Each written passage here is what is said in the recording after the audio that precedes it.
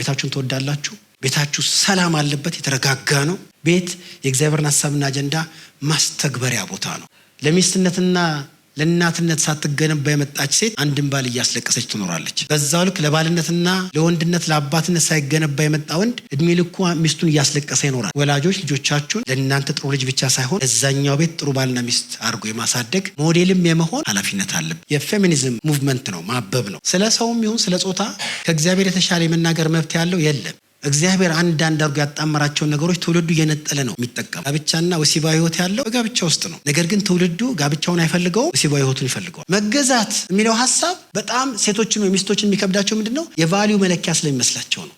የዋጋ መለኪያ። መገዛት የዋጋ መለኪያ ሳይሆን የተግባር አቅጣጫ ነው። እናትነት የትውልድ ቁጥር ማብዣ ብቻ አይደለም፣ የትውልድን ኳሊቲ መጠበቂያ። በኢየሱስ የጥምቀት ስርዓትና ጉዳይ ላይ የሰማይ አባቱ ተገኝቶለታል። አንደኛ በህልውናው፣ ቀጥሎ በድምፁ በእርግብ አምሳል ፊዚካሊ የተገኘ ያህል እንዲሆን ወርዷል። ከዛም ደግሞ ተናግሯል። በእርሱ ደስ የሚለኝ የምወደው ልጄ። አቤት ይሄ ቋንቋ ከአባት ሲሰማ የልጅ ህይወት በቃ ፍንቅልቅሉን ነው የሚያወጣው። ልጅ ወላጅ ላይ ሲያምጽ እግዚአብሔር ደስ አይሰኝ። ህይወት በትጋት ብቻ አይመስለኝም፣ በወላጆቻችንም በረከት ነው ቀኝ የሚሆን።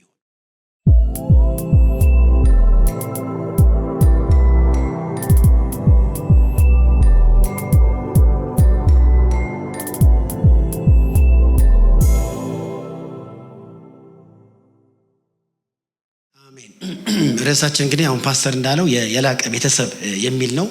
የቤተሰብ ጉዳይ ነው የምናነሳው። የላቀ ቤተሰብ በሚል ሀሳቡ ስናነሳ እንግዲህ ከቤተሰብ የራቀ ወይም ደግሞ ከቤተሰብ ጋር የማይገናኝ ማንም የለም። ወይ በመሰረትነው ቤት እየኖርን ነው፣ ወይ በተመሰረተ ቤት እየኖርን ነው፣ ወይ የተመሰረተ ቤት ውስጥ ተቀላቅለን በአንድም በሌላ መልኩ እየኖርን ነው። ስለዚህ ከቤተሰብ የራቀ ሰው ወይም ደግሞ ቤተሰብ የሚለው ሀሳብ የማይመለከተው ሰው የለም ማለት ነው። ስለዚህ በቤተሰብ ጉዳይ እግዚአብሔር ሀሳብና አጀንዳ ምን እንደሆነ አካፍላችኋለሁ። በተለይ እንደመነሻው የላቀ ቤተሰብ ከሆነ እንግዲህ እኔ ልህቀትን ከምን ጋር አገናኝቸዋለሁ? በጽድቅ የተመሰረተ በጽድቅ የሚኖር ጽድቅም ማለት ደግሞ በእግዚአብሔር ሀሳብ በሱ ብሉፕሪንት የተቀረጸ በዛ አይነት ስርዓት የሚኖር ቤት የጽድቅ ቤት ወይም ደግሞ የልህቀት ቤት ነው ብዬ አስባለሁ። ልህቀት የሚኖረው ከሌላው መሻል ነው፣ ከሌላው መብለጥ ነው። በትልቁ ፒክቸር ብቻ ሳይሆን ደግሞ በዲቴይሉ ጥቃቅን በሚባሉ እንኳን እግዚአብሔር ባሰባቸው ልክ የሚኖሩ እያንዳንዳቸው የቤተሰብ ህይወት ውስጥ ያሉ እንቅስቃሴዎች ካለ የላቀ ቤተሰብ አለን ማለት ነው። እግዚአብሔርን አይታችሁት እንደሆነ የመገናኛውም ድንኳን ሲሰራ፣ ቤተ መቅደሱን ሲሰራ፣ ብቻ ለሚሰራቸው ስራዎች ምንድነው ይሄ መርከቡንም ሲሰራ ርዝመቱ፣ የእቃው አይነት፣ ሴንቲሜትሩን በእያንዳንዱ ዲቴይል ተናግሮ እግዚአብሔር ሰርቶታል። በዛ ቅርጽ የተገነባ ቤት የላቀ ቤት ነው ማለት ነው። ልህቀት የዚህ ዓለም መንፈስ ከሚሰጠው በላይ ከዚህ ዓለም መለኪያ በላይ በሆነ መለኪያ በእግዚአብሔር ዲዛይን ልክ የሚኖር ህይወት ነው ማለት ነው። እግዚአብሔር እንደምታውቁት ለህይወትም ለግንኙነትም ለቤተሰብም ለአገልግሎትም ያስቀመጠው ስርዓት አለ ማለት ነው። ስለዚህ ልህቀት ያለው ቤት በጽድቅ የተገነባ ከሆነ ጽድቅ የሚለው ራይቸስነስ የሚለው ሀሳብ በእግዚአብሔር ፊት ስለመቆም መብት ብቻ ሳይሆን እግዚአብሔር በሰጠው የህይወት ስርዓት መኖርም ጭምር ነው። ለእያንዳንዱ ነገር እግዚአብሔር የሰጠው የህይወት ስርዓት አለ።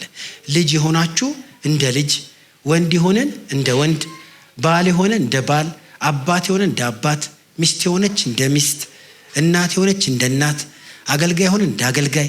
ለእነዚህ ሁሉ እግዚአብሔር ባስበውና ባቀደው ስርዓት መኖር ከተቻለ ልህቀት ያለበት ከእግዚአብሔር ጋር የተገናኘ ህይወት እንዲኖርን ያደርጋል ማለት ነው። አሁንም እግዚአብሔር እንደምታውቁት ፍጥረትን የፈጠረ አምላክ ብቻ ሳይሆን ለፈጠራቸው ፍጥረቶችም ደግሞ ስርዓት የወሰነ አምላክ ነው። ፀሐይን የፈጠረው እግዚአብሔር ነው። ፀሐይን ፈጠረና እግዚአብሔር በቀን አብሬ አላት። እስከዛሬ በሌሊት የምታበራ ፀሐይ ገጥሟቸዋል? ስርዓቷን ጠብቃ ነው የምትኖረው። ትንሹን ብርሃን ደግሞ ፈጠረና በምሽት እንድታበራ እንደገና አዘዛት።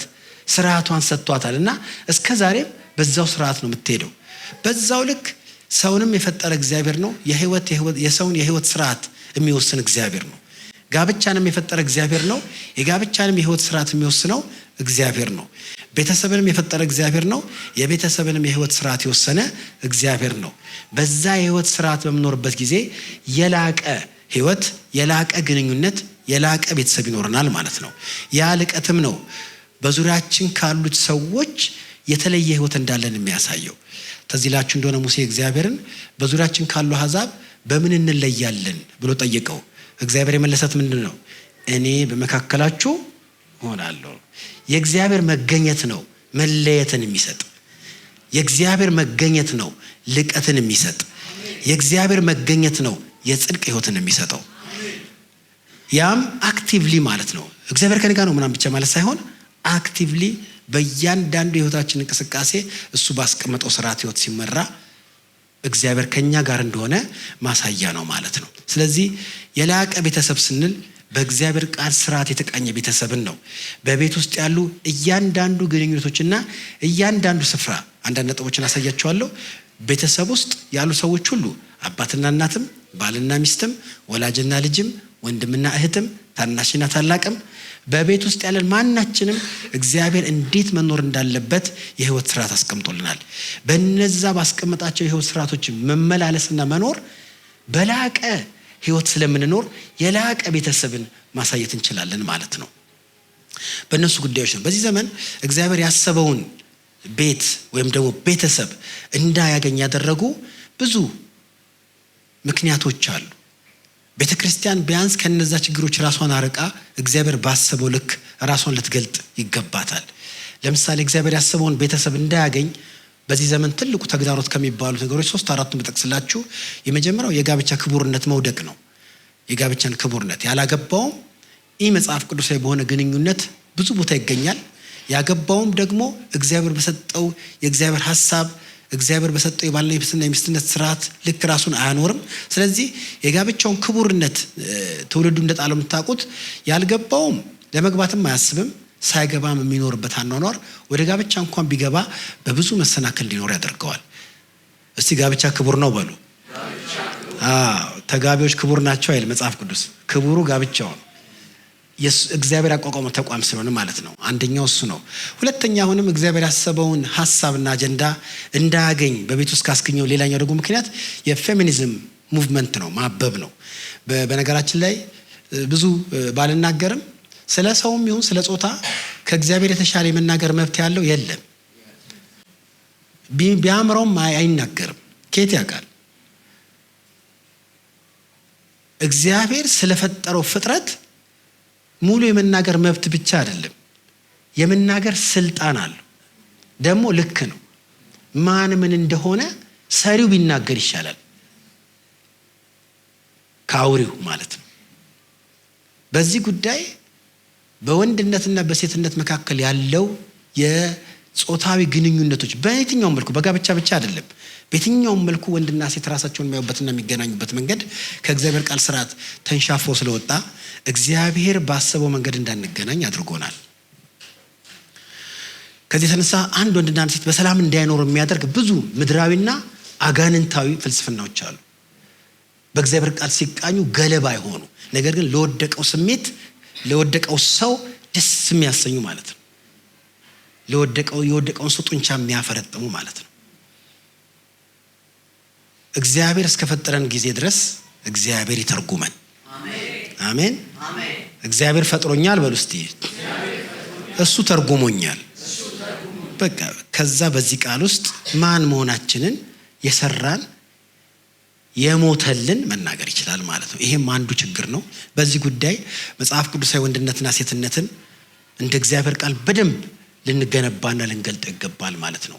በሶስተኛ ደረጃ ደግሞ የወላጅነት ችግር ነው እግዚአብሔር የፈለገውን ቤት እንዳያመጣ ያደረገው። የወላጅነት ችግር ማለት ነው ወላጆች ዛሬ ልጆቻችን ማሳደግ በብዙ ተግዳሮቶች ከብዶናል። ልጆቻችን ሁለንተናዊ ቅርጽ ኖራቸው እንዳያድጉ ወላጅ አቅም አጥቷል። አንደኛ ወላጅ በራሱ ሚስትም ከባሏ ባሏም ከሚስት ጋር ይታገላሉ፣ ከኑሮ ጋር ይታገላሉ። በቃ ጣጣ ነው። እንደገና ከልጅ ጋር ይታገላሉ። በዛ ላይ ደግሞ ልጅን ለማሳደግ በቂ የሆነ እውቀትና መረዳትን አይዙም ወይ አይተጉም። የኑሮ ጫና ጊዜያቸውን ወስዶታል። ከዚህ በመነሳት ልጆች በጤናማ ህይወት አድገው ለጋብቻና ለቤተሰብ ህይወት እንዲበቁ የማድረግ አቅም ወላጅም ተስኖታል።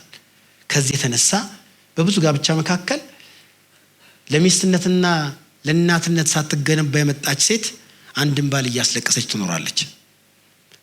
በዛው ልክ ለባልነትና ለወንድነት ለአባትነት ሳይገነባ የመጣ ወንድ እድሜ ልኩ ሚስቱን እያስለቀሰ ይኖራል። ከዚህ የተነሳ እግዚአብሔር የፈለገውን ቤተሰብ እንዳያገኝ እንቅፋት ሆኗል። ወላጆች ልጆቻችሁን ለእናንተ ጥሩ ልጅ ብቻ ሳይሆን ለዛኛው ቤት ጥሩ ባልና ሚስት አድርጎ የማሳደግ ሞዴልም የመሆን ኃላፊነት አለብን ማለት ነው። ሌላው አሁንም ትልቁ ችግር እግዚአብሔር ያሰበው ቤት እንዳይመጣ ካደረገው ነገር አንደኛው የቅድመ ጋብቻ ላይ ያለ ወሲባዊ ህይወት ነው። በዚህ ጉዳይ እኔ ፍርድ ቤትም እሰራለሁ፣ በቢሮዬም አማክራለሁ። የሚገርማችሁ ከቤተ ክርስቲያን ውጪ ያሉ ሰዎችን የሚታገሉ ችግሮች እኛም ጋር አሉ። አንዳንዱ ነገሮች እነሱ ጋር በግልጽ እኛ ጋር በስውር ነው የሚደረጉት እንጂ ለመደረግ ተመሳሳይ ናቸው። እግዚአብሔር አንዳንድ አድርጎ ያጣመራቸውን ነገሮች ትውልዱ እየነጠለ ነው የሚጠቀመው። ለምሳሌ ጋብቻና ወሲባዊ ህይወት ያለው በጋብቻ ውስጥ ነው። ነገር ግን ትውልዱ ጋብቻውን አይፈልገውም፣ ወሲባዊ ህይወቱን ይፈልገዋል። ስለዚህ ጋብቻውን ገፋ አድርጎ እሱን ይጠቀማል፣ ከጋብቻ አውጥቶ ማለት ነው። እንደገና ደግሞ ልጅ መጸነስም ያለው በወሲባዊ ህይወት ነው፣ በጋብቻ መካከል ነው። ነገር ግን ልጅ አትጸንሱ፣ ነገር ግን ወሲብ አድርጉ፣ ተኙ የሚሉ ደግሞ አስተምሮች አሉ። በበርዝ ኮንትሮል ሪቮሉሽን የተፈጠረ አስተሳሰብ ነው። ቲቪዎቻችን የታችሁ ከሆነ የወሊድ መቆጣጠሪያ የሚያስተዋውቁት ማን ናቸው? የኛ የኢቲቪ ማስታወቂያ ካያችሁ ተበቃቸውለች የዩኒቨርሲቲ ተማሪዎች ናቸው። ምን አገባቸው? የዩኒቨርሲቲ ተማሪ ዝም ብሎ አይማሩ? ምን ያገባቸዋል? ስለ በርዝ ኮንትሮል የወሊድ መቆጣጠሪያ ተብሎ ላገቡ ሰዎች ወሊድ ለመቆጣጠር ነው። ነገር ግን የቢዝነሱ ታርጌት የዩኒቨርሲቲ ተማሪዎች ናቸው፣ ሴቶች ናቸው። ተኙ ግን አታርግዙ ነው። ይሄም ልክ አይደለም። ሌላው ደግሞ ልጅ ማሳደግና ጋብቻን ደግሞ ነጥለውታል። ከጋብቻ ውጪ ሲንግል ማም ምናምን እየተባለ ማለት ነው። በአስገዳጅ ነገርና በሞት ሲንግል የመሆን አጋጣሚ እንደሚፈጠር ሁሉ ግን ተሰልቶና ታቅዶ እንደዛ ይኮናል። ከዚህ ነገሮች የተነሳ ሶስቱን ነገሮች ነጣጥልናቸዋል። ወሲብና ጋብቻን፣ ልጅ መጸነስና ወሲብን፣ እንደገና ልጅ ማሳደግና ጋብቻን ነጥለን ስለምንጠቀም የፈረሰ ትውልድ እንዲመጣ አድርጓል። በኢየሱስ ክርስቶስ ስም ሄደ ግን የቤተ ክርስቲያን በር ጥሶ አይገባም። ይሄን የምናደርገው እኛ ቃሉን ከጠበቅን ነው። ኤርምያስ 29 ቁጥር 6 ላይ ሲናገር ሙሉ ይናገራል። አግቡ ይላል። አግቡ ወንዶችና ሴቶች ልጆችንም ውለዱ ይላል። ከዛስ ወንዶችና ሴቶች ልጆቻችሁንም አጋቡ ይላል። እነሱም ወንዶችና ሴቶች ልጆችን ይውለዱ ይላል። በዚያም ሰላም ይሆንላችኋል፣ ጥቂትም አትሁኑ ይላል። እግዚአብሔር በሰጠው ስርዓት ማግባትና መውለድ፣ እያጋቡ እንዲወልዱ ማድረግ፣ እነሱም እያጋቡ እንዲወልዱ ማድረግ አንድ ቅርጽ ያለውን ትውልድ ለማሳደግ ይረዳል።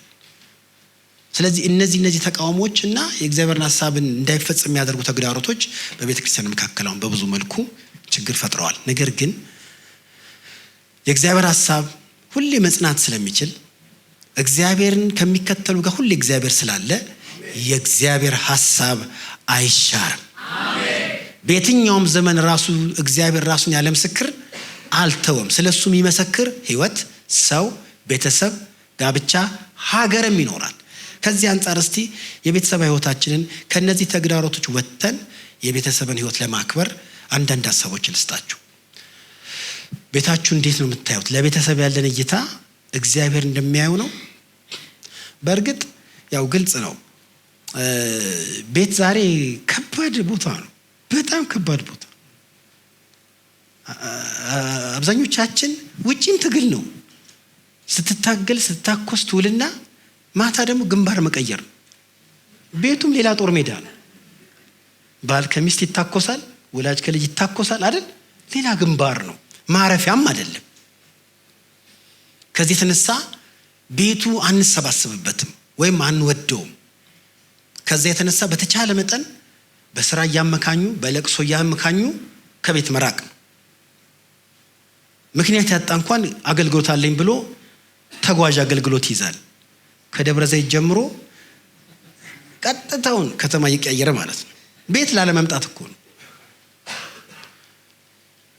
ለምን? ቤቱ የምንቀበለውና የምንፈልገው ያልሆነው እግዚአብሔር ባሰቡ መልኩ ስላልተሰራ። ቤታችሁን ትወዳላችሁ? ቤታችሁ ሰላም አለበት? የተረጋጋ ነው? የሚናጥ ቤት በኢየሱስ ስም ሰላም ለቤታችሁ ይሁን። ቤት ማረፊያ ነው። ቤት ማረፊያ ነው። አቅም መሰብሰቢያ ነው። ቤት የተከበረ ስፍራ ነው። የዚህ ዓለም ሰዎች የአደባባዩን በጣም ስለሚወዱት ቤትን ማጀት ጓዳ እያሉ አጣጥለውታል። ነገር ግን የተከበረ ስፍራ ነው። ቤቱን ሳያከብር አንድ ሰው ፐብሊክ የሆነ ኦፒኒየን አለኝ ብሎ ሀገራዊ አጀንዳ ምናምን ቢል አትቀልድ ነው የሚባለው። መጀመሪያ ቤቱን በአግባቡ ያዝ። ቤቱ እንደ እግዚአብሔር ቃል ሲኖር ማህበረሰቡን ሲይዝ ከዛ እንደዚህ እያለ ይሄዳል ማለት ነው። ቤታችን የተረጋጋ ነው። ያለንበት ቤት የእግዚአብሔርን ሀሳብና አጀንዳ ማስተግበሪያ ቦታ ነው። አፕላይ የምናደርግበት አፕሊኬሽን ፕላትፎርም ነው። አንድ ሰው እንዴት እንደበሰለ እንዴት እንደሚያውቅ ህይወቱም እንደሚመስል ባህሩ ምን እንደሚመስል የሚታወቀው የት ነው? እኔን አሁን እዚህ ጋር እንዴት ታቁኛላችሁ? ኮት ለብሼ ከርባት አድርጌ እንዴት ታቁኛላችሁ? ስለ እኔ ሊያውቁ የሚችሉት ሚስቴና ልጆቼ ናቸው። በየቀን ባለኝ ህይወት ማለት ነው። ቤታችን እንዴት ነን? ቤታችን ምን ይመስላል? እግዚአብሔር እንኳን ዓለማትን ከፈጠረ በኋላ ሀሳብና አጀንዳውን ለማስፈጸም አንድ ሰው፣ አንድ ጋብቻ፣ አንድ ቤተሰብ ነው የመሰረተው። በአንድ ሰውም እግዚአብሔር ይከብራል፣ በአንድ ጋብቻም ይከብራል፣ በአንድ ቤተሰብም ይከብራል። ለነዛም ራሱ ስርዓቶቹን አስቀምጧቸዋል ማለት ነው። ቤተሰባችን እግዚአብሔር እንደሚያዩ ካየነው እናከብረዋለን። ቤተሰብ ምንድን ነው ካላችሁ ኢቭን እንደ ቸርች እንኳን ከተመለከታችሁ ይሄ ትልቁ ጉባኤም እንደ ቤተሰብ ቢተያይ በጣም ጥሩ ነው። እንደገና ይሄ ደግሞ ትልቁ ጉባኤ ከቤተሰብ ቢመሰረትም በጣም ጥሩ ነው። እያንዳንዱ ቤተሰብም ዶሜስቲክ ቸርች ቢሆን ጥሩ ነው። ቤቱም እንደ ቤተክርስቲያን፣ ቤተክርስቲያኒቱም እንደ ቤተሰብ። ቀድማውን ሰላም ስትባባሉ እኔ እንኳን ብዙ ማቃችሁ ሰዎች አግኝቻለሁ፣ ደስ ብሎኛል። ይሄኛውም እንደ ቤተሰብ መሆን አለበት። ስለዚህ እያንዳንዱ ቤተሰብም ለትልቁ ቤተሰብ፣ ትልቁ ቤተሰብም ለእያንዳንዱ ቤተሰብ የህይወት ምልልስና ልውውጥ ቢያደርግ ቤቱም ሰላም፣ ቸርቹም ሰላም ይሆናል። ቤተክርስቲያን ደግሞ ቤተሰብ ላይ መስራቷ ለቤተሰብ ውለታ ለመዋል ብቻ ሳይሆን የራሷንም ችግር እንድትፈታ ይረዳታል። አንዳንድ ቀንዳም በኬት ነው የሚመጣው? ኳየር ላይ የሚዋጋ ጸሎት ላይ የሚነክስ ምናምን ኬት ነው የሚመጣው? ከሆነ ቤት ነው። ቀንዱን እዛ ቢሰብሩለት እዚህ በስርዓት ይኖራል። መሪ አክብሮ፣ ስርዓት አክብሮ፣ ጸጋ አክብሮ፣ እግዚአብሔርን አክብሮ ይኖራል ማለት ነው። ስለዚህ ቤተክርስቲያን ቤተሰብ ላይ ሰራች ማለት ለሷ የሚሆኑ ጤናማ ሰዎችን ታገኛለች። ጌታን አውቀው ባህሪያቸው ተገንብቶ ጸጋቸውን አውቀው ወደ ቤተክርስቲያን ሲመጡ የቤተክርስቲያንን ተልእኮ ለመስራት እድል ያገኛሉ። የሚገርማችሁ የቤተሰብና የቤተክርስቲያን ተልእኮ በትልቁና በትንሹ ነው እንጂ ያው ነው፣ ተመሳሳይ ነው። ያው ነው፣ ተመሳሳይ ነው። ቤተሰብና ቤተክርስቲያን የእግዚአብሔር መንትያ ልጆች ናቸው። ለሁለቱም ያሰበላቸው ንድፍ አለ። ቤትም ውስጥ ሰው ነው የሚገነባው፣ ቤተክርስቲያንም ውስጥ ሰው ነው የሚገነባው። የቤተክርስቲያንና የቤተሰብ በዚህ መልኩ መገናኘት በሁለቱም ዘንድ ያለው ህይወት ጤናማ ይሆናል። አንዳንዱ ቤት ተናክሶ ተባልቶ ይመጣና ጉባኤው ጋር ሲመጣ ጉባኤውን ይይዛል። በቃ እሪ በሉ እልል በሉ እንዴት ይላል።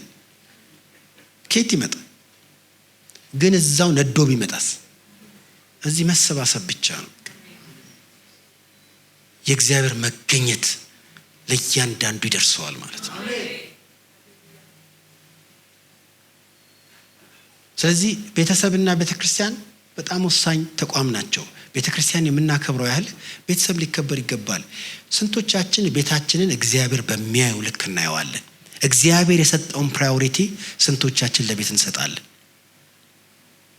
የውጭው እንቅስቃሴ እንኳን እኮ ለቤቱ ካልተረፈ ምን ቫልዩ አለው? ምንም እኮ ዋጋ የለውም። ቤተሰብ እግዚአብሔር እንዴት እንዳከበረው የምታውቁት መጽሐፍ ቅዱስ ላይ ስትመለከቱ መጀመሪያ መስዋዕት የተቀበለው እግዚአብሔር ከቤተሰብ ነው። አብርሃምን፣ ኖህን፣ ኢዮብን ተመልከቱ። ሲሰዋለት የነበረው አዘ ፋሚሊ ነው፣ እንደ ቤተሰብ ነው። ሲጠራም እንደ ቤተሰብ ነው። ኖህንም እኮ ሲጠራው ሚስትና ልጆቹን ይዞ ወጣ ነው የሚለው። ያ ሁሉ ዓመት እየዘበቱበት መልእክት ሳይቀይር ስራ ሳይቀይር የእግዚአብሔርን ሐሳብ ኖህ ፈጽሟል። ትውልድን እንኳን ለማዳን እግዚአብሔር አሁን ያለው ትውልድ ከአዳም የመጣው አይደለም፣ ከኖህ የመጣው ነው። አይደል? የአንዱ ቤተሰብ ነው። የአንድ ቤት መትረፍ ከተማን ያተርፋል፣ ትውልድን ያተርፋል። በኢየሱስም ለትውልዱ እግዚአብሔር ቤታችሁን ያትርፈው። እግዚአብሔር እንደዛ ነው ያደረገው። ለአዳም ያለውን ነው አይታችሁ እንደሆነ ለኖህም ያለው እና እግዚአብሔር ቤተሰብን በጣም ነው የሚያከብረው። ዓለም እንኳን በውሃ ሲጠፋ ቤትን በማዳን ነው ዓለምን ያዳነው፣ ዘር አትርፎ ማለት ነው። ቤት በጣም ወሳኝ ነገር ነው። በዚህ ዘመን ትኩረት ተነፍጎታል እንጂ የአንድ ሰው ማንነት ራሱ የሚለካው ከቤቱ ነው። የማን ልጅ ነህ ነው። ዳዊት እኮ ጎልያድን ሲዘርር ተጠየቀ አይደል? የማን ልጅ ነህ ነው። ቤት ማን መሆናችንና ምን እንደምናደርግ የሚወስን ተቋም ነው። እኔ እየሆንኩ ያለውና እያደረኩ ያለው ነገር በአብዛኛው ከቤተሰቤ ጋር ይገናኛል። የክርስቲያን ቤተሰብ ልጅ ነኝ። እኔ ሳልወለድ ወላጆቼ በጌታ ናቸው። በአስተዳደግ ኮመን ቫልዩ አለን። ፋሚሊ ውስጥ ኮመን ቫልዩ አለን። ስለ መንፈሳዊ ነገር፣ ስለ ህይወት፣ ስለ ጋብቻ። ስለዚህ ቤቱ ነው ሰውን በዛ ደረጃ የሚሰው። ስለዚህ ማን ናችሁ ብትባሉ በቀጥታ ካደግንበት ቤት ጋር ይገናኛል። አሁንም በቤታችን እግዚአብሔር የሚፈልገውን ትውልድ ለማምጣት በዚህ ትኩረት ከእግዚአብሔር ጋር አብረን ልንሰራ ይገባል። ቤት ፍቅር፣ እንክብካቤ፣ ርህራሄ፣ ይቅርታ የሚገኝበት ቦታ ነው። የደከመ ይታገዛል። በትምህርቱ ይሁን በአካሉ በጤናው ይሁን የበረታው የደከመውን ያግዛል። ገንዘብ ያለው የሌለውን ያግዛል። ህብረት ያደርጋል። ቤት ውስጥ በጣም ግጭት አለ ታውቃላችሁ። ግን ያው ይባላል የወንድማማች ጥል ማር ነው ይባላል። እኔም ከወንድሞቼ ጋር ተደባደብ ያለው ነገር የትም አትሄዳት፣ እዚሁ ይቅርታ ብለህ ትቀጥላለህ። መውጣት የለም ማባረር የለም። ይቅርታ ትለማመዳላችሁ፣ ፍቅርን ታገኛላችሁ። የሪሌሽንሺፕ ስኪል ስለምታጥሩ ከቤት ውጪ ከጓደኛም ከቸርችም ከመስሪያ ቤትም ጋር ከሰው ጋር እንዴት መኖር እንዳለበት ክህሎትን ጥበብ እናዳብራለን ማለት ነው። ስለዚህ ቤታችን ለብዙ ነገር መሰረት ነው። ለመንፈሳዊነት መሰረት ነው። እያንዳንዳችን በቤት ውስጥ እግዚአብሔር የሰጠን ስፍራ አለ። እያንዳንዱ የራሱ ዩኒክ የሆነ ስፍራ አለው፣ ሌላውም የማይጋራው። አባትና እናት እየራሳቸው አላቸው፣ ልጆችም እየራሳቸው አላቸው፣ ቤታችን የሚያገለግሉትም እየራሳቸው አላቸው። በዛ ስፍራቸው ሁሉም የሚጠበቅባቸው ሲያደርጉ ነው ቤት ምን መምሰል እንዳለበት የምናየው። ለእያንዳንዱ ደግሞ ሰው እግዚአብሔር እንዴት መኖር እንዳለበት ስርዓቱን አስቀምጧል። በቤታችን እግዚአብሔር ባስቀመጠው ስርዓት ነው የምንኖረው። ቤታችን ወሳኝ ቦታ ነው። በጣም ወሳኝ ቦታ ነው። ችላ ልንለው የማይገባ ቦታ ነው። እግዚአብሔር የሚያከበረው ቦታ ነው። የቤተሰብ ዓላማ ምንድን ነው? እግዚአብሔር ቤተሰብን ለምን ሰራ? የሚገርማችሁ ግለሰብን ቢሰራ ጋብቻ ነው። ጋብቻንም ከሰራ በኋላ እግዚአብሔር ቤተሰብ ነው። ቤተሰብ የጋብቻ ፕሮዳክት ነው፣ ውጤት ነው፣ ተፈጥሯዊም ነው። በጌታ እንኳን ባይሆኑ የቤተሰብነት መንፈስ ብዙዎቹ ጋር አለ። መርጣችሁና ፈልጋችሁ ሳይሆን ተፈጥሯዊ ነገር ነው ያስተሳሰረን። እኔና እናንተ ደግሞ ዝም ብሎ ተፈጥሯዊ ብቻ ብለን አንቀመጥም። እግዚአብሔር በራሱ ስርዓት እኔን ገንብቶ የተገነባች ሚስት ሰጥቶ ልጆች ሰጥቶ ብዙ ነገሮቻችን የምንለማመድበትን የቤተሰብ ህይወት ቤት ውስጥ ሁለትም ሆናችሁ ኑሩ። የተከበረ ቤት ነው። ባላችሁበት ቦታ እግዚአብሔርን መግለጥና ማሳየት ትችላላችሁ። ምናልባት በዛሬው ጠዋት በዚህ መልእክት ቢሳካልኝና አንድ ነገር ቢሆን ከዚህ ቀን ጀምሮ ለቤታችሁ ያላችሁን ኮሚትመንት እንድትጨምሩ ነው። ቤታችሁን የማትወዱት እንዲወደድ አድርጋችሁ ስላልሰራችሁት ነው። አንዳንዱ ቤቱ ሊገባ ሲያስብ የሚዋጋውን በር ነው የሚታየው። ወይ ቁረጡት፣ ወይ ከማኪያው ቀንሳችሁ ምን በሉት ስሩት። ቤቱ እንዲመቻችሁ ማለት ነው፣ አብሮ እንድትሆኑ ለማድረግ ማለት ነው። ቤታችን እንድንጠላ እንዳንቀበል ያደረገን ነገር ምንድን ነው? የቤተሰብን ዓላማ በተወሰነ መልኩ እስቲ ልስጣችሁ። እግዚአብሔር ከቤተሰብ የሚጠብቀው ዓላማ ምንድን ነው? ከቤተሰብ ውስጥ ወይም ደግሞ በቤተሰብ ህይወት መፈጸም ያለበት ዓላማ ምንድን ነው ካላችሁ የተወሰኑ ነገሮች ላችሁ። የመጀመሪያው የእግዚአብሔር መንግስት ማስፋት ነው የቤተሰብ ዓላማ። ወላጆች ለልጆቻቸው ወይም ደግሞ አብረዋቸው የሚኖሩትን ሰዎች በወንጌል መውረስ ነው። ይኸው 3 ትውልድ የእግዚአብሔር መንግስት ማስፋት ነው፣ ወንጌልን ማድረስ ነው። እሱ ብቻ ደግሞ አይደለም፣ ደቀ መዛሙርትንም ማፍራት ነው። ጌታን የተቀበሉት ወንጌል የደረሰላቸው ልጆች ጌታን በአግባቡ የሚከተሉ እንዲሆን የሚደረገው ቤት ነው። እኔ ቅድም ብያቸው ለክርስቲያን ቤተሰብ ልጅ ነኝ። ቤተሰቦችን የሚያውቁ ሰዎች እዚህ ያሉ። ቸርች ላይ አክቲቭ ነን ሁላችንም። ቤት ውስጥ ግን ኤቭሪዴይ የእግዚአብሔርን ቃል በመማር ነው። እናትና አባቶቻችን እያስተማሩን፣ እየባረኩን፣ እየጸለዩልን ያሳደጉን። ሁሉም በጌታ ነው። ሁሉም መጽሐፍ ቅዱስ ጋብቻ ነው የመሰረተው።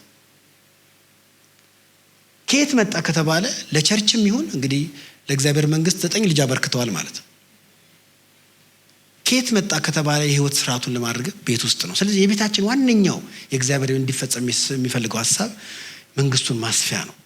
እናትና አባታችን ለልጆቻቸው ወንጌልን ደርሰዋል፣ ደቀ መዝሙር እንዲሆኑ አድርገዋል። ቤታችን በዚህ ደረጃ ለእግዚአብሔር መንግስት ጠቃሚ ሰዎችን ማፍሪያ ቦታ ነው። ሌላው የቤተሰብ ዓላማ ምንድነው ካላችሁ በዙሪያችሁ ከምትኖሩባቸው ሰዎች ላይ ተጽዕኖ ለማድረግ ነው። ጎረቤቶቻችሁ ጋር ማለት ነው። አንዳንዱ ከጎረቤት ጋር ይጣላል። በቃ ድብድብ ነው። ፍሳሽሽ ገባ አጠርጉትም። ዛፋችሁ እኛ ግቢ ገባ እንዴ ይጠልላችሁ እንጂ ይግባ፣ ምን ችግር አለው? አንዳንዱ በድንበር አንዳንዱ በአጥር። በትናንሽ ነገር ከቤተሰብ ጋር አትጣሉ። በእናንተ መካከል ያለውን ጌታ በጌታ እንኳን ባይሆኑ ሊያከብሩት ይገባል። ልክ እንደ ሐዋርያት ማለት ነው። አይተባበሯቸውም ነበር ይላል፣ ነገር ግን ያከብሯቸው ነበር ይላል። የሰፈሬ ሰዎች የግዴታ እንደ የኔን እምነት ይከተሉ አይደለም፣ አምላኬን ግን ማክበር አለባቸው። እንዲያከብሩ ደግሞ የሚያደርገኝ ከነሱ ጋር ያለኝ ግንኙነት ነው፣ ያለኝ ህይወት ነው ማለት ነው። ስንቶቻችሁ በዚህ መልኩ ጎረቤቶቻችሁን ለእግዚአብሔር መንግስት ወርሳቸዋል? ያዩዋቸዋል። ያ ጴንጤ ምናምን ይባላል አንዳንድ ሰፈር። የዛ ቤቱ ጴንጤ ምናምን የሚባል እኮ ነገር አለ። ስለዚህ የቤታችን የተቀመጠው ልክ አብርሃምን እኮ ከአንተ የተነሳ አሕዛብ ምን ይላሉ? አዎ ለምንኖርበት አካባቢ እግዚአብሔር የሰጠው ስጦታ የኛም ቤት ነው። እስቲ ቤቴ በሉ እስቲ። በዙሪያ ይላሉ ሰዎች የእግዚአብሔር ስጦታ ነው። እንደዛ ነው መታሰብ ያለበት። ለነሱ ነው የሰጠኝ፣ እኔ ስጦታቸው ነኝ። አኗኗሬን እንድቃኝም የሚያደርገኝ ይሄ ሐሳብ ነው። መዝሙር 78 ላይ እነዚህንም ሐሳቦች በደንብ ይይዛል። አንድ መዝሙር በቅንፍ 78 እዚህ ላይ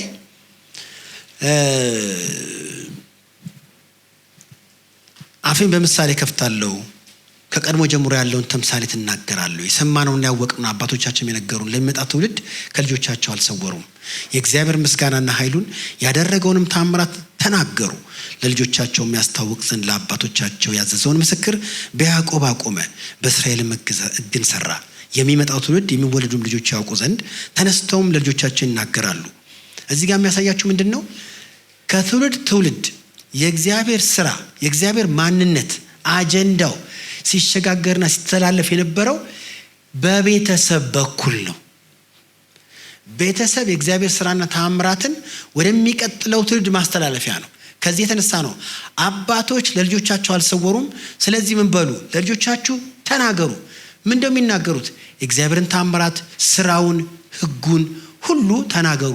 እግዚአብሔር ባህርን ከፍሏል፣ ህዝቡን በምድረ በዳ መርቷል። እንደዚህ የተባለ የእግዚአብሔርን ስራ ለልጆቻችሁ ንገሩ ነው። ከዛስ ለምንድን ነው የምንነግረው? ቁጥር 7 ላይ ብትችሉ በቤታችሁ በዚህ ሳምንት አንዱ ቀን ሰጥታችሁ አጥኑት። መዝሙር በቅንፍ 78 ቁጥር 7 ላይ እንደዚህ ይላል። ለምንድን ነው የእግዚአብሔርን ስራና ታምራት በቤታችን ለልጆቻችን የምንናገረው? የመጀመሪያው ተስፋቸውን በእግዚአብሔር እንዲያደርጉ ይላል። በሚቀጥለው ትውልድ በእግዚአብሔር ተስፋ ለማድረግ በጣም ከባድ ነው፣ በጣም ከባድ ነው። ምክንያቱም ስልጣኔው በሉ ምኑ ከእግዚአብሔር ይልቅ ያቀረበልን ነገር አለ። ለምንም ነገር በመጀመሪያ እግዚአብሔር አይጠየቅም፣ አይፈልግም።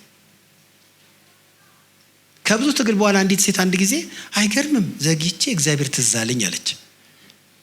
ተረስቶ እኮ በእግዚአብሔር ተስፋ ታደርጋላችሁ? ልጆቻችሁስ በእግዚአብሔር ተስፋ ማድረግ የለባቸውም? ተስፋ ማድረግ ካለባቸው እግዚአብሔር ተስፋ ሊደረግበት የሚችል አምላክ እንደሆነ ስራውና ታምራቱን ሕጉን በመንገር ነው። ሁለተኛስ ትእዛዙን እንዲጠብቁ። እናንተ ካልሰጣችኋቸው እንዴት ነው ትእዛዙን የሚጠብቁት? እኛ ለልጆቻችን የእግዚአብሔርን ትእዛዝ ካልሰጠን ቤታችሁ ዛሬ ምንድነው የሚነገርበት? ቲቪ ነው የሚናገርበት? ስልክ ነው የሚናገርበት? ምንድነው የሚነገርበት? የእግዚአብሔር ትእዛዝ መነገር መቻል አለበት። ትዝ ይላችኋል ኤርምያስ 35 ላይ የሬካባውያን መጠጥ ጠጡ ተባሉ። መጠጥ ጠጡ ሲባሉ አንጠጣም አሉ። ለምንድነው የማትጠጡት ሲባል ምንድነው የመለሱት? አባታችን እንዳንጠጣ የለም እኮ አባትየው በሌለበት ይታዘዙታል። ለምን? ትውልድ የሚታዘዘውን ስርዓት በቤት አስቀምጦ ስለሄደ ማለት ነው። በኢየሱስም የልጅ ልጆች ይታዘዟችሁ። ይህንን ትውልድ ተሻጋሪ ቤተሰብ የሚያይ ሰው ካለ የምኖረው በዚህ ስርዓት ነው፣ አንተም በዚህ ኑር፣ ልጅህን በዚህ ስርዓት አኑር ብሎ አዞ ይሄዳል እንዲታዘዙ። ከዛስ በሶስተኛ ደረጃ ትእዛዙንም እንዲጠብቁ ብሎ ይናገራል። የእግዚአብሔር ስራ እንዳይረሱ። ሁለተኛው ርዕስ ዘልየው ነበረ። ተስፋቸውን በእግዚአብሔር እንዲያደርጉ ትእዛዙን እንዲጠብቁ አልኳችሁ። የእግዚአብሔርንም ስራ እንዳይረሱ። እነዚህ ነገሮች መነገር አለባቸው። ስለዚህ ቤታችን የሚቀጥለው ትውልድ ከእግዚአብሔር ውጪ እንዳይሆን ዛሬ የእግዚአብሔር ነገር ሊነገርበትና ለልጆች ሊተላለፍበት ይገባል። ዓላማው ይሄ ነው። በዚህ መልኩ ከተሰራ የሚቀጥለውን ቤተሰብ በዚህ መልኩ ራሱን እንዲደግም ያደርጋል ማለት ነው። ታዲያ ይሄ ከሆነ የቤተሰብ ዓላማ ይሄ ከሆነ ችግሮቹ መጀመሪያ ያነሳኋቸው ነገሮች ከሆኑ ቤተሰብ በእግዚአብሔር ዓይን ከፍ ያለና የከበረ ቦታ ካለ አንድ ቤት የላቀ ቤተሰብ ነው የሚባለው ቤት ውስጥ ያሉ ግንኙነቶችና ስፍራዎች ሁሉ እንደ እግዚአብሔር ቃል ሲኖሩ ናቸው። ቤት ውስጥ ያሉ ማናቸውም ስፍራም የግንኙነት አይነትም ተግባሮችም ድርጊቶችም እንደ እግዚአብሔር ቃል ሲሆኑ ነው። አሁን በጣም ፕራክቲካል የሆኑ ነገሮችን ነው የምሰጣችሁ። ብዙ ውስብስብ ነገር አይደለም። ታውቃላችሁ እግዚአብሔርን ያወሳሰበው ሰባኪ ነው። እግዚአብሔር ቀላል አምላክ ነው። ቃሉን ያውን በቅዱሱ መንፈስ ነው የሚያስረዳን። ምንም ውስብስብ ነገር የለው እና የሚተገበሩ ናቸው። ማናችንም በቦታችን የምንተገብራቸው ነገሮች ናቸው። ቤታችን የእግዚአብሔር ቴሪቶሪ እንዲሆን የሱ ግዛት እንዲሆን እሱን ህልውናውን የሚጎትት የሚስብ እንዲሆን ለማድረግ የቤቱ የግንኙነት ስርዓት መጽሐፍ ቅዱሳዊ ስፍራ መጠበቅ መቻል አለበት።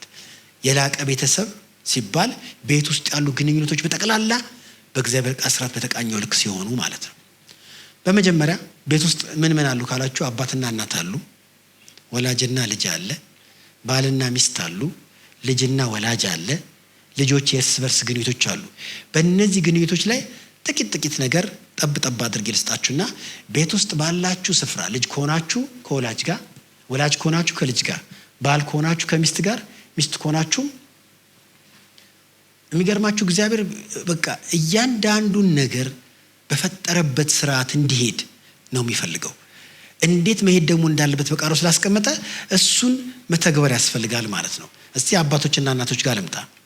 አባቶች ጋር ልምጣ። በመጀመሪያ አስቀድሞ የተፈጠረ ወንድ ስለሆነ እንደምታውቁት የወንድ መጀመሪያ መፈጠር ሴት ላይ አድቫንቴጅ ለመያዝ አይደለም፣ ለሴት ምቹ ከባቢ ለመፍጠር ነው። ሌላ ነገር የለው። ምንም አልቀረባችሁ። መጀመሪያ ብንመጣም ለእንትን ነው፣ ተመችቷችሁ እንድትኖሩ ነው። መቅደማችን አላስቀደማችሁም ለማለት ነው። ያ ከሆነ በወንድነት ማንነት ውስጥ ወንድ ነው፣ ሲያገባ ባል ነው፣ ሲወልዱ አባት ነው። ከአባትነቱ ሊጀምር የአንድ ወንድ የብስለት ጥግ መርገጫው እዛ ጋር ስለሆነ ለልጆቹ አባት የትውልድ አባት መሆን ይችላል። ያንን አባትነትን በቤት ውስጥ እስቲ ምን እንደሚመስል ላንሳና አባቶች ትንሽ ሐሳብ ላንሳና አኗኗራችንን አስተካክለን ወደ ቤታችን ልንመለስ ይገባል። በቅርብ ጊዜ የወጡ ጥናቶች ለቤት መፍረስ ዋነኛ ዋነኛ ምክንያት የተባለው አባት ከቤት መጥፋቱ ነው። ኦፍ ኮርስ በተለያየ ምክንያት በፊትም ብዙ ላይኖር ይችላል። አሁን ግን ከናካቴ የለም። የሚገርመው ደግሞ እሱ ብቻ አይደለም። ማን የለችም? እሷም ሞታለች። አባትነት ጋር ልምጣና እናትነት ጋር ልምጣ።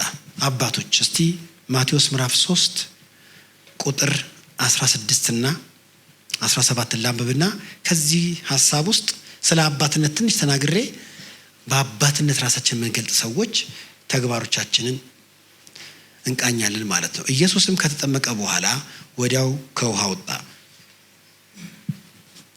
እነሆም ሰማያት ተከፈቱ፣ የእግዚአብሔር መንፈስ እንደ ርግብ ሲወርድ በእርሱ ላይም ሲመጣ አየ።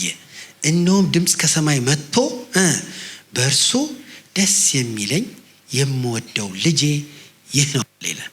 ታሪኩ ምንድነው? እዚህ ጋር ኢየሱስ ሊጠመቅ ነው። መጥምቁ ዮሐንስ ከልክሎት ነበረ። በኋላ ፈቀደለት። ልክ ሲጠመቅ በኢየሱስ የጥምቀት ስርዓትና ጉዳይ ላይ የሰማይ አባቱ ተገኝቶለታል። አንደኛ በህልውናው፣ ቀጥሎ በድምፁ ተገኝቷል። በእርግብ አምሳል ፊዚካሊ የተገኘ ያህል እንዲሆን ወርዷል። ከዛም ደግሞ ተናግሯል። ምን ብሎታል? በእርሱ ደስ የሚለኝ የምወደው ልጄ። አቤት ይሄ ቋንቋ ከአባት ሲሰማ የልጅ ህይወት በቃ ፍንቅልቅሉን ነው የሚያወጣው። አባቱ የሚቀበለው ልጅ እንዴ የትም አትችሉትም። እዚህ ጋር ከአባትነት ስርዓት ጋር ብትመለከቱ አንደኛ በኢየሱስ ጥምቀት አባቱ ተገኝቷል። አባትነት ምንድን ነው? አቬይላቢሊቲ ነው፣ ተገኝነት ነው።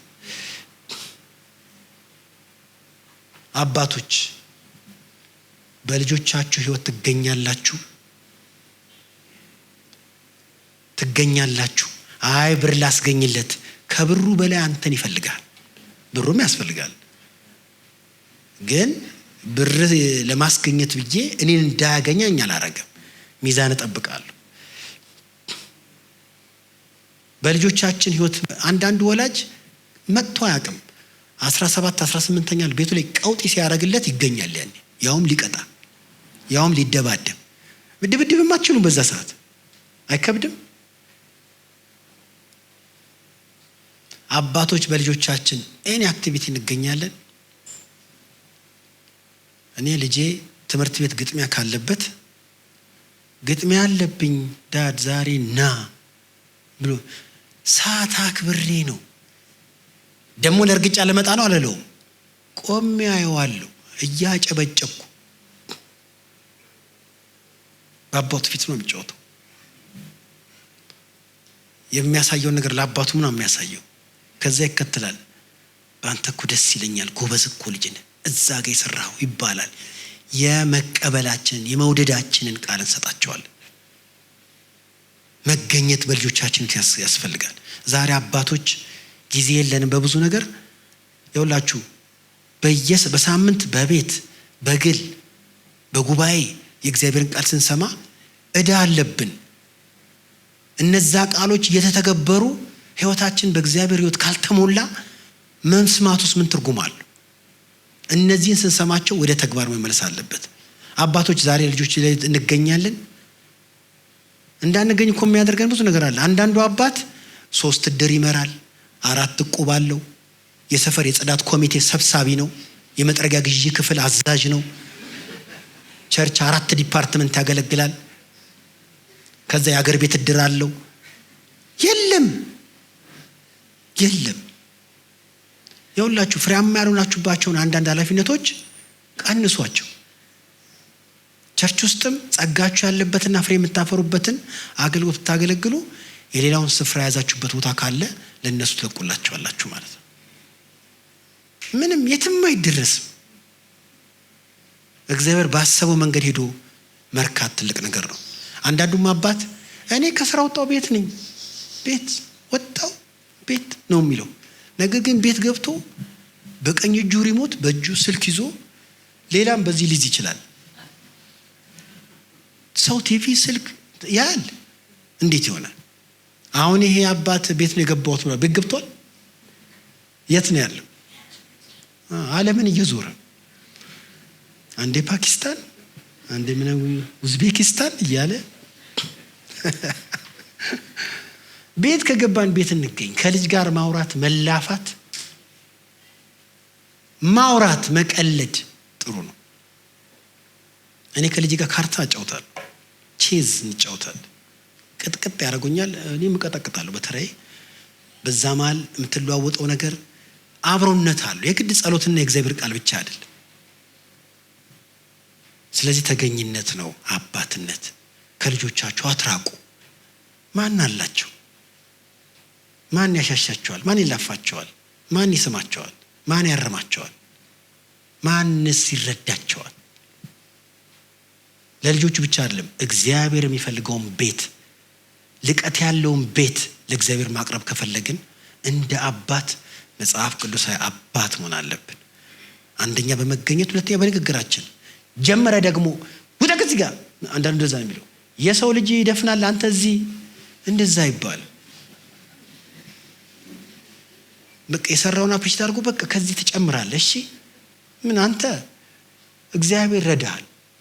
በትምህርት ደክሟል፣ ስንፍና አለበት። አባት ያለውን ነገር አፕሪሽት እያደረገ የጎደለውን ነገር እንዲሞላ የሚረዳ ነው። አባት ልቡ ሰፊ ነው፣ ፈራጅም አይደለም። ስለዚህ እንዲህ ባልሆንን ቁጥር ቤታችን ከልዕቀት እየጎደለ ነው። ቤታችን እግዚአብሔር የፈለገውን ልጅ እንዳያገኝ እያደረግን ነው ማለት ነው። እናቶችስ እስቲ እናትነት ጋር እናትነት በጣም የሚገርም ተፈጥሮ ነው። በጣም የሚገርም ተፈጥሮ ነው። እናትነት የትውልድ ቁጥር ማብዣ ብቻ አይደለም፣ የትውልድን ኳሊቲ መጠበቂያ ነው። ጥራት ያለው ትውልድ ካስፈለገ በእናቱ ያደገ ልጅ ያስፈልጋል። በእናቱ ያደገ ልጅ ያስፈልጋል። እናትነት ዋጋ እንዳለው ዋጋ አስከፋይ ነው። ነገር ግን ዋጋ ሲከፈል በጣም ከባድ ነው። እኔ የእናትነትን ፍሬና እርካታ ከእናቴ ነው ያየሁት። የቤት እመቤት ሆና ነው። አንዳንዴ የተወሰነ ጊዜ ሰርታለች፣ በእርግጥ ግን የቤት እመቤት ሆና ነው። እና አባቴ እሁድ ወደ ጌታ ሊሄድ ሐሙስ ከልጆቼ ከሚስቴ ጋር እራት ልንበላ እነሱ ጋር ቆይተን ነበርና ብጭት ነገር ነው ንጭ ነገር ያለች መሰለኝ። ከዛ እድሜ ልኬን ቤቴን ልጄን ስል ምናምን አለች እናቴ ስትል አባቴ በዚህ ሁሉ አልተረዳውሽም አላገዝኩሽም ይሆን አላት። ኧረ እኔ አላልኩም፣ ከጎኔም ርቀህ አታውቅም። እሱን ማለት ያለም እንደው ገርሞኝ ነው። እሺ ዋጋ መክፈልሽስ በልጆች አከሰረሽ ሲላት፣ ኧረ በፍጹም ልጆቼን እንኳን አይቻቸው ሳስባቸው ረካለሁ፣ እንኳን ለፋሁላቸው ማለት። በልፋቱ ጊዜ እንደዛ አይባልም፣ አይደክምም። እናቶች ታፍ ነው፣ ፍሬው ግን መልካም ነው። እግዚአብሔር በለፋችሁለት ልጅ ፍሬ ይባርካችሁ። በጋብቻ መካከል ሚና አይደለም እናትነት፣ ሰማያዊ አሳይመንት ነው። አሳይመንት ነው፣ የእግዚአብሔር አሳይመንት ነው። የምትከብሩት ስትፈጽሙት ነው፣ ስታላግጡበት አይደለም። ዘመናዊ አስተሳሰብ ከልጅ ጋራ የእናትነት ምንነትን ያው ምን እንደሚሉ ታውቃላችሁ። ሰልፊሽ የሆነ ሶሳይቲ ስለሆነ ማንነትን በዚህ አስተሳሰብ ከተቀረጸ አንዲት ሴት ወልዳ እንኳን ለልጇ እናትነትን መለማመድ አትወደውም። መጽሐፍ ቅዱስ ተመልከቱ። ያዕቆብን እግዚአብሔር ያሰበለት በሕይወቱ እንዲፈጸም ትልቁ ሚና የተጫወተችው ማን ነች? እናቱ ነች። አምጣ ባርካለሁ ሲባል አመጣችለት። የባሏን ቴስት ስለምታውቅ ሰራችለት። ከዛ ከመቼው አመጣኸው ፈጠንክ ሲለው ምንድን ነው ያለው? እግዚአብሔር ወደ እኔ አቅርቦታል አለ። ምን ማለት ነው? ማን ነው ግን ያቀረበለት? እናቱ። እናቶች የእግዚአብሔርን ነገር ለልጆቻችሁ የምታቀርቡ ናቸው። ደግሞ ይታወቃል፣ ልጆቻችሁ ይቀርቧቸዋል። ልጆቻችሁ ሲቀርቧቸው ከአባታቸው በላይ እኔን ነው የሚወዱት ምናምን እንድትሉ አይደለም። ልጆች ሲቀርቧችሁ የእግዚአብሔርን ነገር አቅርቡላቸው። ድል እሱ ነው። ጢሞቴዎስን ተመልከቱት። አባቱ አሕዛብ ነው። ጢሞቴዎስ ግን ጢሞቴዎስ የሆነው በእናቱ ነው። በዛ ቤት እንዲያውም ወንድ የለም። በአያት በሎይድ በእናት በይንቅ ያለውን እምነት በአንተ አለ። እናቶች ምን ያህል መጽሐፍ ቅዱሳዊ እናት ናችሁ? የላቀ ቤተሰብ ካስፈለገ መጽሐፍ ቅዱሳዊ እናት ታስፈልጋለች። መዘመናችን ከእግዚአብሔር እውነት ካጎደለን መዘመን አይደለም።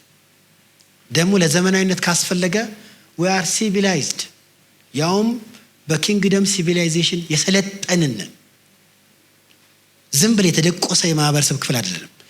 በእግዚአብሔር መንግስት ስልጣኔ የሰለጠንን የሰማይ ምስጢር የገባን የእግዚአብሔርን ሕይወት የተቀበልን ነን። አሜን በሉ እስቲ። በዚህ ምድር ስልጣኔ ልቀና አልችልም። ማንም የማይደርስበት የእግዚአብሔር መንግስት ስልጣኔ ሰልጥኛዋል። ስልጣኔና እውቀት ልጠቀም ይችላል፣ ግን የእግዚአብሔርን እውነት ሊያስጥለኝ አይችልም። የዚህ ምድር ስልጣኔ የእግዚአብሔር መንግስትን ስልጣኔ አያስጥለኝም። እግዚአብሔር ሁሉን አዋቂ ነው፣ አይሰለጥንም። እግዚአብሔር ኦልሬዲ ጨርሷል። ስታንዳርድ ነው እሱ።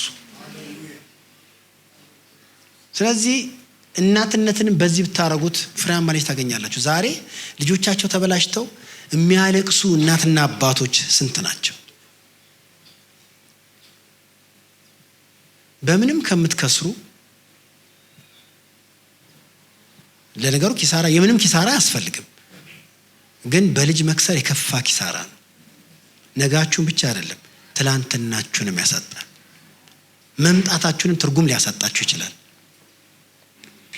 ስለዚህ መጽሐፍ ቅዱሳዊ እናትና አባት በመሆን ይህንን ማንነት ብዙ ጊዜ ወላጅ በሚል በድፍን ነው የሚነገረው። ኦፍ ኮርስ በጋራ ወላጅንን፣ ነገር ግን መጽሐፍ ቅዱስ እናት አባት በሚለው እይታ የእግዚአብሔርን ቃል ተመልከቱት። ወደፊት ጾታን በተመለከተ ያሉ አንዳንድ እንትኖችን አንዳንዶች ሊያስቀሯቸው ብዙ ሲናገሩ ትሰማላችሁ። ጾታ እንኳን እግዚአብሔር በፍጥረት ጅማሬ ላይ ወንድና ሴት አድርጎ ፈጠራቸው ነው የሚለው። በዚህኛው ዘመን ግን ጀንደር ፍሪ ሶሳይቲ ነው የሚፈልገው። ጾታ የለሽ ማህበረሰብ፣ የወንድ የሴት የባል የሚስት የአባት የእናት የሚባል ነገር የለም ነው የሚባለው። ግን ሊሆን አይችልም። ስለዚህ በተፈጠርንበት ስርዓት ራሳችን ማስገኘት አለብን። ባል ሚስት ጋር ደግሞ ልምጣ። ባልና ሚስቶች መጽሐፍ ቅዱሳዊ ነው አኗኗራችን፣ ስርዓታችን የላቀ ቤተሰብን ለመስራት መሰረቱ ባልና ሚስቱ ናቸው። የጋብቻን ስርዓት እግዚአብሔር ወስኖታል። የሚገርማችሁ ባል ሚስት እንዲሆን የተባለውን ነገር ስትመለከቱ እግዚአብሔርን የምናከብርበት ኦፖርቹኒቲ ነው፣ እድል ነው። ባልነቴ እግዚአብሔርን ማክበሪያ መንገድ ነው። ሚስትነትሽ እንዲሆነሽ ሚስቱኝ ሲል እግዚአብሔር ቃል እግዚአብሔርን የምታከብሪበትን መድረክ እግዚአብሔር ሰጠሽ ነው። የባልና የሚስቱ ግንኙነት መጽሐፍ ቅዱሳዊ ነው ወይ? ባሎች መጽሐፍ ቅዱስ ሲናገር ለምሳሌ ሁሉ ነገር ሲጠቃለል ብዙ ሐሳብ አለ። ጋብቻ ብዙ ላይ አልገባላችሁ። አሁን ትንሽ ሐሳብ ነው ማነሳው። የባልና የሚስት ግንኙነት የክርስቶስና የቤተ ክርስቲያንን ግንኙነት ይመስለው። በቃ ኤፌሶን 5ን ብትመለከቱ 31 እና 32 ይህንን ሚስጥር ስለ ክርስቶስና ስለ ቤተ ክርስቲያን ይናገራል ነው የሚለው። የእናንተ ህይወት ስለ ክርስቶስና ቤተ ክርስቲያን ይናገራል ወይ? መናገሪያም ነው፣ ኢሉስትሬሽን ነው። ከዚህ የተነሳ እንዴት ነው ካላችሁ ባል ይላል፣ ባሎች ሆይ ክርስቶስ ቤተ ክርስቲያንን እንደወደደ ባሎች ሆይ ቤተ ክርስቲያንን ውደዱ አይደል የሚለው?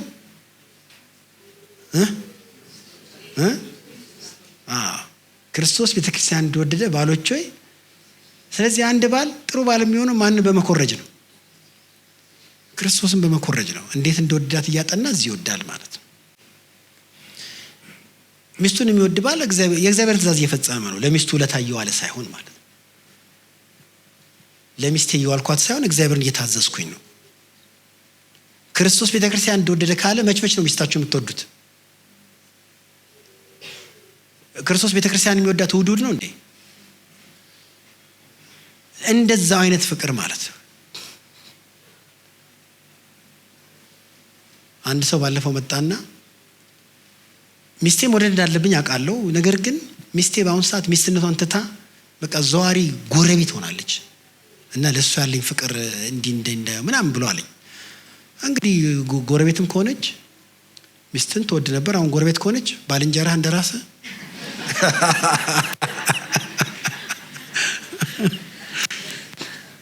አታመልጣትም። አረ እስከሱም አልፏል። አሁን ከጉርብትናም ጠላትነት ተመስርቷል። ጠላትን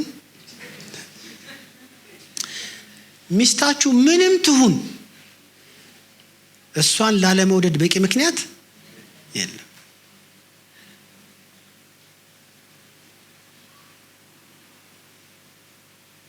ጥላቻ ድራይቭ የሚያደርግበት ምንም ክፍተት የለም። ያን ጊዜ አንድ ባል በጋብቻ መካከል እንደ ክርስቶስ ኖረ ማለት ነው። ክርስቶስ የሆነውን ሁን ስለተባለ ሚስት ደግሞ ቤተክርስቲያን ለክርስቶስ የምትሆነውን እሷ ለባሏ አንድ ባል ሚስቱን ካልወደደ ወይ የክርስቶስ ፍቅር አልገባውም ወይ አመፀኛ ነው። የክርስቶስ ፍቅር የገባው ባል በ16 ነጥብ የክርስቶስ ፍቅር አንደኛ አይደለም የሚለው እሱ በ16 በ18 ማቅረቡት ችግር የለም። ነገር ግን ከትምህርቱ በላይ ተግባሩ ነው። ወደ ሚስቱ ማረጋገጫው እሱ ጋር ያመጣል። ሚስትስ ለጌታ እንደምትገዙ ለባሎቻችሁ ተገዙ ብሎ ይናገራል። እና ቤተክርስቲያን ለክርስቶስ የምታደርገውን ነው ሚስትም ለባሏ የምትሆነው። ለባሏ መሆን የሚገባትን ነገር አንዲት ሚስት ካልያዘች ለክርስቶስ በመሆን አልሰለጠነችም ማለት ነው። ከክርስቶስ ጋር ጤናማ ግንኙነት ቢኖራት ከባሏም ጋር እንደዛ ነበር የምትኖረው። ብዙ ጊዜ ቸርች ውስጥ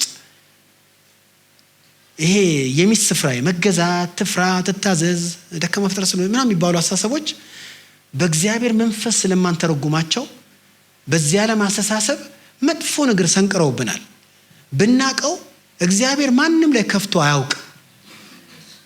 የእግዚአብሔር ቃል ንጹህ ነው፣ መልካም ነው። አጣማሚዎቹ ናቸው ቃሉ እንድንጠራጠር ያደርጉን። ሚስት ለባሏ ትገዛ የሚለው ሐሳብ ምን ማለት መሰላችሁ? በመጀመሪያ ደረጃ በጋብቻ መካከል ስላለች ሴት ነው። አንዳንዱ ባል ሁሉንም ሴት የሚገዛ ምናምን ይመስለዋል። ሲጀምር ግዛም አልተባለ። እኔ ከሚስት ጋር ባልነቴ ለማን ነው? ሁሉንም ሴት አልወድም። እኔ የምወደው ማንን ነው? ሚስቴ ነው።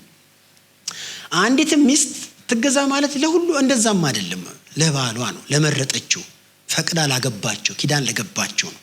መገዛት ምን ማለት ነው ካላችሁ ለባል አመራር ራስን መስጠት ማለት ነው። በጋብቻ ውስጥ ባሏን መስማትና ባሏን መከተል ነው። መገዛት የሚለው ሐሳብ በጣም ሴቶችን ወይ ሚስቶችን የሚከብዳቸው ምንድነው? የቫልዩ መለኪያ ስለሚመስላቸው ነው።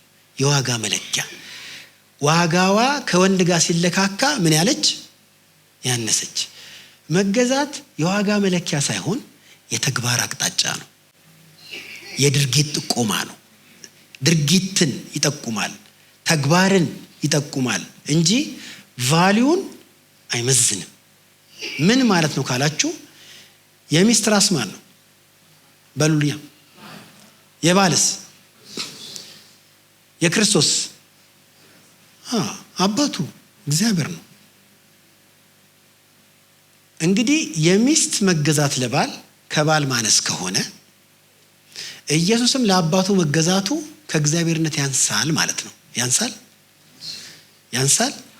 አያንስም። አብ ደህንነትን አሰበ፣ ወልድ ታዘዘ፣ መንፈስ ቅዱስም እሱን ይናገራል። ታዟል፣ ሄዶ ፈጽሟል፣ ያውም ሞቷል። ዛሬ ሙች የምትባል ሚስትም የለችም። ይሄ ከሆነ የቫልዩ ማነስ አይደለም። ወንድነትና ሴትነት ሁለቱም የእግዚአብሔር መልክና ምሳሌዎች ናቸው። መገዛት የሚለው ኮንሰፕት በዚህ ዓለም አስተሳሰብ ከወንድ ማነስ አድርጋችሁ ስታስቡት ማመጽ ትጀምራላችሁ። ከዛ ጋብቻው መስታክ ያደርጋል። የተግባር አቅጣጫ ነው። አሜን። የእግዚአብሔር ቃል መልካም ነው፣ ምንም ክፋት ውስጥ የለውም ማለት ነው። ምናልባት እዚህ ጋር ሚስቶችን ብጠይቅ በባሎቻችሁ ራስነት መሪነት ታምናላችሁ? መገዛትን ካሰባችሁ መመራትን ታስባላችሁ ማለት ነው። የባል መሪነት የባል ራስነት ምንም የለውም። መስዋዕትነት ከፍሎ ሚስቱ እንዲጠብቅ ለሚስቱ የሚያስፈልጋትን እንዲሞላና ቤቱን እንዲመራ ነው። በዚህ ውስጥ የግል ጥቅም የሚያገኘው ምንም የተለየ ጥቅም የለው። አንዳንዱ ዘፍጥረት 3:16ን ፈቃድሽ እንደ ባልሽ ይሆናል የሚለውን ሐሳብ ከውድቀት በፊት በወንድና በሴት መካከል ምንም ተናለ ውድቀት ሲመጣ ነው የባል ራስነት መሪነት ፈቃድሽ ወደ ባልሽ ይሆናል የተባለው ምን ስለሆነ ነው? ውድቀት ስለመጣ ነው ብለው ይላሉ። ነው የወንድ ባልነት ወይም ራስነት የእግዚአብሔር ኦሪጂናል ሐሳብ ነው። ቅድም እንዳልኳችሁ መጀመሪያ መፈጠሩ ለሱ አድቫንቴጅ ነው ብያቸዋል። እስቲ ልጠይቃችሁ የፍጥረት ስርዓትን ብትመለከቱ የባልን ራስነትና መሪነትን ያሳያል። አሁን ድምጽ ከፍ አድርጋችሁ መልሱልኝ። መጀመሪያ የተፈጠረ ማን ነው? ለሔዋን ስም ያወጣ ማን ነው? ስንት ጊዜ? አንዴ ሴት አንዴ ሔዋን ብሎ። ከማን የተፈጠረችው? መልስ የተሰጠችው ለማን ነው? በቃ ከፈለጋችሁ በአዲስ ኪዳንም ኃጢአት በአንድ ሰው በኩል ወደ ዓለም እንደገባ ይላል። ማን ነው አንድ ሰው? ለኃጢአት አዳም አይደል? ልክ ነው እኮ ኃጢአት ባንድ ደመቅ አድርጎ አዳም ምናምን። እሺ ልክ ናችሁ፣ በአዳም ነው። ግን ኃጢአት እንዴት እንደገባ ዘፍጥረት ጋር ሄዱ። ከባብ ጋር ያወራች ማነች? መጀመሪያ የበላች ማነች? ይዛ ሄደች ማነች? የሰጠች ማነች? እግዚአብሔር ምንም አላለም። አዳም ግን ሲበላ ረገመው። ያው በልቶ ኬታ መጣች ማለት ሲገባው በልቶ አስበላን እኛንም። በሷ መብላት የሚስትህን ቃል ሰምተሃልና ብሎ ነው እግዚአብሔር የረገመው። የሚስት ቃል አይሰማም? የሚሰማው ግን ምን ሲሆን ነው? እግዚአብሔር አትብላ ያለውን መታ ብላ ስትለው እሷን ሰማ። የሚስት ቃል እግዚአብሔር ካለው በላይ ምን አይልም፣ አይሰማም። ጌታን ሰድበሙት አለችው፣ ሰማት እንዴ? አብርሃም ደግሞ ከነልጁ አስወጣ፣ ባሪያን ከነልጁ አስወጣ ሲባል ስለ ልጁ ጭንቆነበት ይላል። ከዛ ሳራ ነች አግዛ ያስወጣው። ሰማት፣ አቅም ሆነችለት። ለነገሩ አብርሃም የመስማት ችግር የለበትም። ወደ አጋርም ገባ ሲባል ገብቶ አስወጣም ሲባል ሁሉን አትስሙ።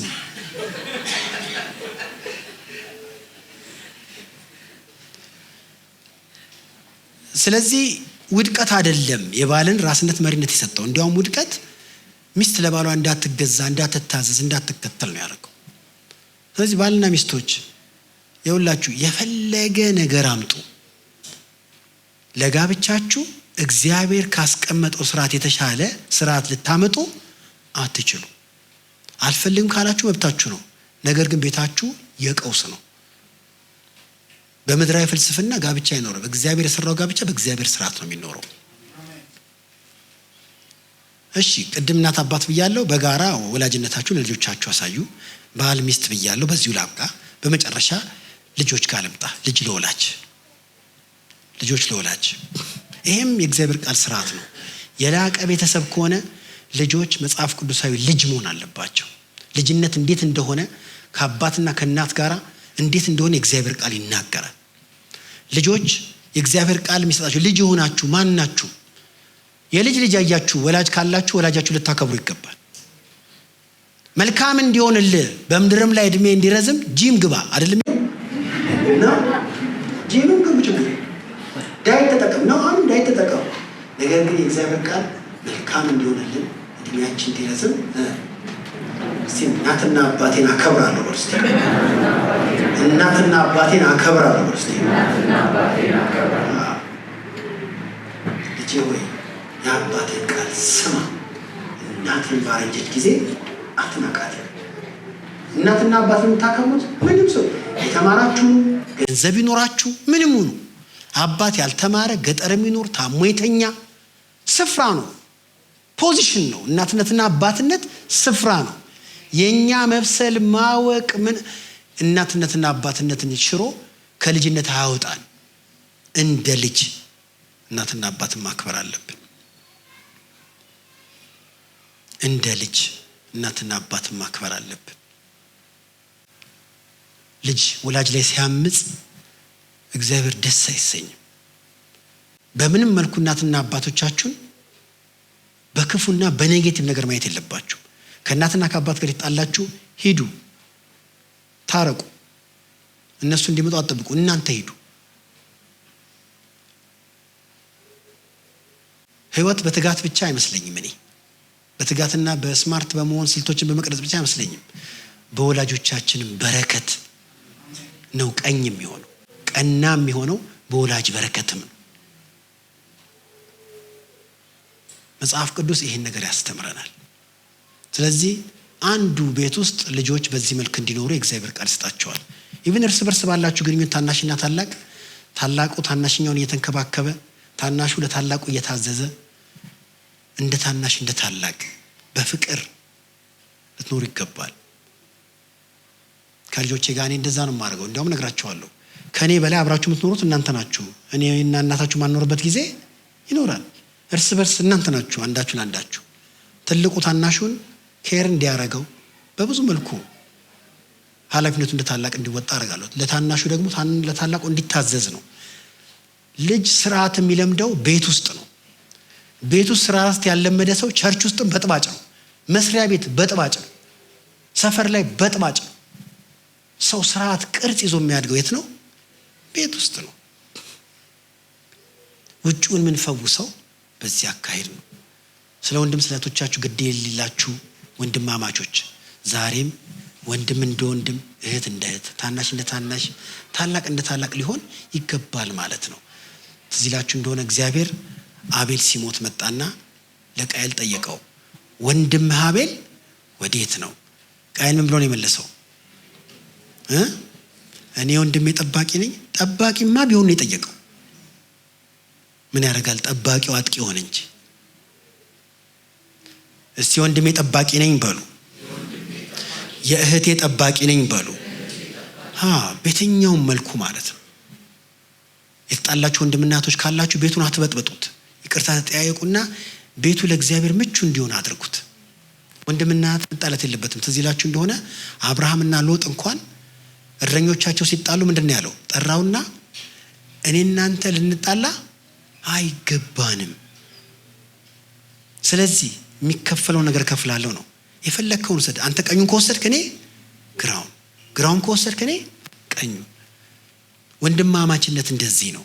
መጣላት ስለሌለብን ሰላም የሚያመጣውን ነገር ለወንድማችን ቅድሚያ በመስጠት ትርጉም ያለው ህይወት መኖር እንችላለን ማለት ነው። እግዚአብሔር ይመስገን። በመጨረሻ ለጸሎት የሚሆን ቃል አድርገና አብረን እንጸልያለን። እንግዲህ የቤተሰብ መፈወስ በዚህ መልኩ ከሆነ፣ በዚህ መልኩ ከላቀ እግዚአብሔር ቤተክርስቲያንና ምድርን ለመፈወስ በቂ አጋጣሚ አግኝቷል ማለት ነው። በቤተክርስቲያንና በምድር መታደስ እያንዳንዳችን በቤታችን ያደረግነው አስተዋጽኦ ለከተማችንና ለሀገራችን የሚሰጠው ነገር አለ። ለዚህ ነው መጽሐፍ ቅዱስ እግዚአብሔርን ቤትን ካልሰራ ሰራተኛው በከንቱ ይደክማል ይልና እግዚአብሔር ከተማን ካልጠበቀ ብሎ ይላል። ከተማ ከቤት ጋር የተገናኘ ነው። ቤት በስርዓቱ ካልተሰራ ከተማ ሊጠበቅ አይችልም። የከተማው ነገር የሚወስነው የቤቱ ነገር ነው። የቤቱ ነገር ሲስተካከል ቤተክርስቲያኑም መልካም ይሆናል። ዘጸአት ምዕራፍ 12 ላይ በእያንዳንዱ ቤት የፈሰሰው ደም ነው፣ የተቀባው ደም ነው፣ መቃንና ጉበኑ ላይ የተቀባው ደም ነው እያንዳንዱ ቤት የሞት መልአክ እንዲያልፈው ያደረገው። የእያንዳንዳችን ቤት የሞት መልአክ ሲያልፈው የሞት መልአክ ምድራችንን ያልፈዋል።